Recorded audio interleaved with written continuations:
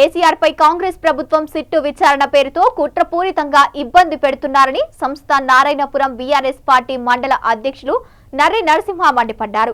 యాదాద్రి భువనగిరి జిల్లా సంస్థ నారాయణపురం మండలం కేంద్రంలోని ప్రాచీన శివాలయం నుంచి బైక్ ర్యాలీగా బయలుదేరి స్థానిక చౌరాస్తాలో ముఖ్యమంత్రి రేవంత్ రెడ్డి దిష్టిబొమ్మ దహనం చేశారు.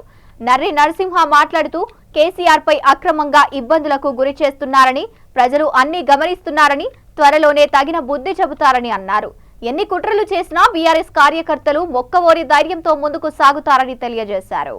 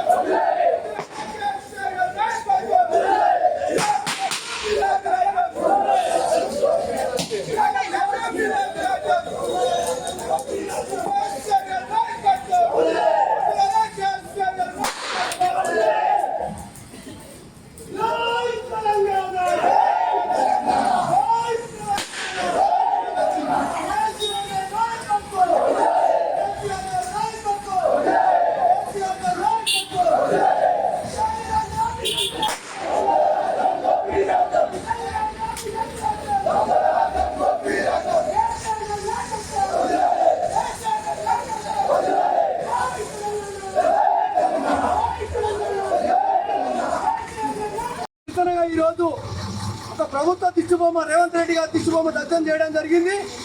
రాబోయే రోజుల్లో కేసీఆర్ గారి మీద కానీ, కేటీఆర్ గారి మీద కానీ, హరీష్ రావు మీద కానీ ఈగ వాళ్ళ మొత్తం తెలంగాణ మొత్తం అగ్నిగుండమవుతుందని హెచ్చరిస్తున్నాం. ఇంకా రాబోయే రోజుల్లో మీరు పరిపాలన చేయండి, మీరు ఇచ్చిన హామీలను నెరవేర్చండి.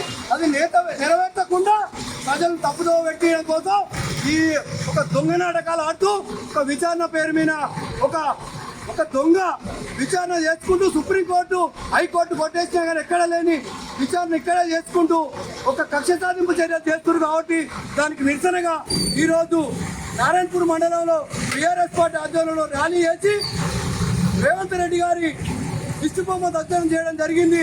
రాబోయే రోజుల్లో హెచ్చరిస్తున్నాం. ఖబర్దార్ కాంగ్రెస్ ప్రభుత్వాన్ని కూడా మంత్రులైన ఎవరినైనా ఇవాళ కేసీఆర్ గారు లేకపోతే మీరు మంత్రులు అయ్యేటోళ్ళ, ఇవాళ ముఖ్యమంత్రి అయ్యేటోళ్ళ రేవంత్ రెడ్డి ఇంత అన్యాయంగా ఇంత కక్షపూరితంగా ఎందుకు చేస్తున్నారు?